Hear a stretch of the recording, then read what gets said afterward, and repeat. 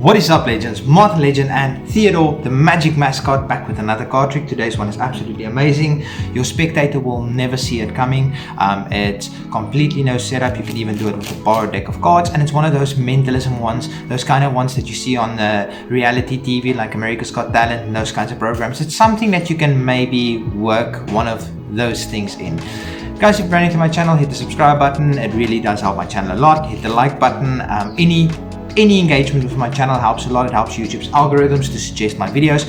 But yes, apart from that, let's get straight into today's performance. Okay, so for today's card trick, I'll go up to a spectator and I will completely mess up a shuffle. I will go up to a spectator and I will shuffle the deck as much as the spectator wants. You know what, I'll actually hand the deck to the spectator. The spectator can shuffle the deck as much as he or she wants. They can do one of these, any amount of shuffling they want, just like this. And let's say they want to give the deck one more cut, just like that. I'll ask the spectator to hand the deck back to me and I'll spread through the cards, and the spectator can pick any card they want. Let's say they want to go for this card.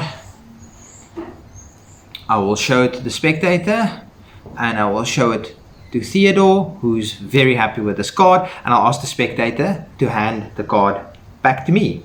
And what I will do is I'll lose the card somewhere into the middle of the deck, just like this. And now I'm going to riffle down the side of the deck and I'll flip a couple of cards over. I'll riffle down the side of the deck again, just like this. I'll flip a couple more cards over. I'll riffle down the side of the deck a little bit more and I'll flip over some more cards, and then I'll flip over the last little bit of cards. And now what I'll do is I will shuffle the cards a little bit more to get the card completely lost in the middle of the deck, just like this. And now what I'll do is I will actually give the cards one cut, and I'll give the spectator the option to lose the card into the deck. So let's say the spectator wants to shuffle the cards just like this, and maybe give it one of these shuffles again. There we go. Lose the card completely into the middle of the deck. So now there's no way I can possibly know where the card is. The spectator lost the card into the deck. There's no way I can possibly know what the card is. But now I will ask the spectator just to check if their card is in fact lost somewhere into the middle of the deck, and there's no way that I can know where their card is, and I don't want them to react when they see their card. So they will say yes, their card is lost somewhere in the deck. Now I'll put my hand out to the spectator. And I ask the spectator to imagine they're writing their card's value on my hand.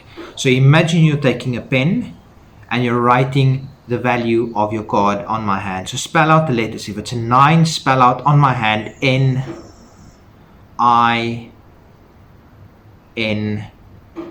So if it's a whatever number it is, spell out that value. Okay? Now, whatever suit it is, I would like you to just spell out the suit. Okay, so if it's heart, you will spell H. Okay, I can feel you spelling. Okay, I felt you writing on my hand 4 of spades. I will just find the 4 of spades. Let's see, the 4 of spades. Was this in fact your card? And then you'll watch the spectator be absolutely amazed. Anyway guys, I hope you enjoyed this one, and if you want to learn how to do this, you better stick around for the tutorial. And as always, 4 links in the description of any video. How to control a spectator's card, you do need that. How to do Magician's Choice, you do not need that. How to shuffle cards like a magician, you do need that. And how to force a selection on a spectator, you do not need that. So for this card trick, you can go to a spectator, and a spectator can in fact shuffle the deck as much as they want. This is completely no setup. You can even do it with a borrowed deck of cards. You don't need a full deck of cards for this. So now the spectator can have a free selection of any card they want. This is not a forced selection, and the spectator can have a look at the card, and you can lose it somewhere into the middle by doing this, pushing it down. It looks like you're losing it in the middle, grabbing a pinky break. And now I do the one where you cut quite a lot, but this one is slightly different. So you're going to riffle down a couple of the cards and you're going to flip it over again. You're going to riffle down the cards again until you get to your break, flip it over again, and in the last black, flip it over again. And now what you have done is you've just controlled their card to the top. I'll show you guys one more time.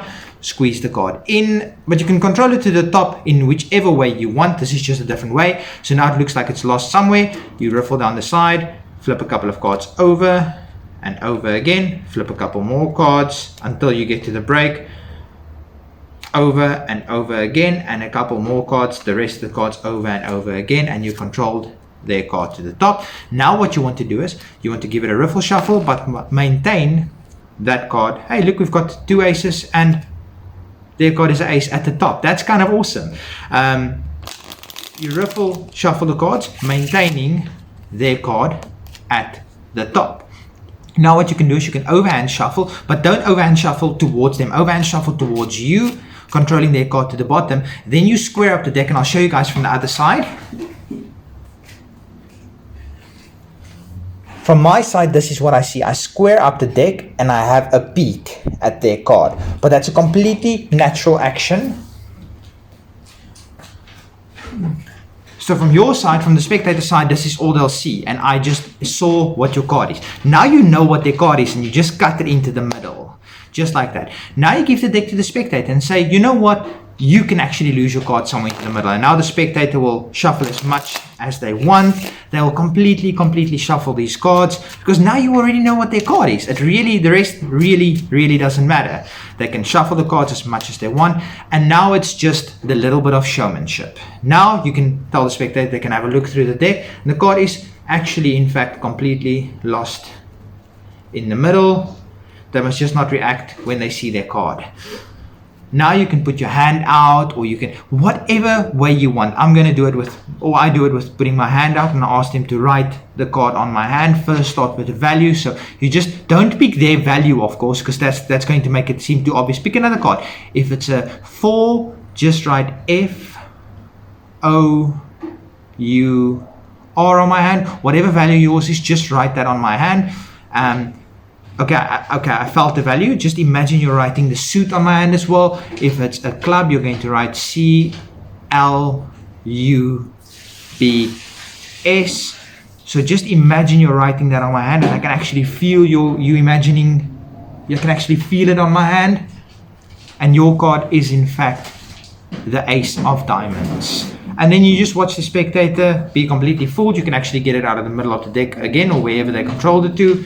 You can get it out and say that was in fact your card. You can do it like that, or you can say it's their card. Whichever way, this is really your choice to present it whichever way you want. Anyway guys, I really hope you enjoyed this. Until next time, Martin Legend and Theodore, the Magic Mascot. Peace everybody.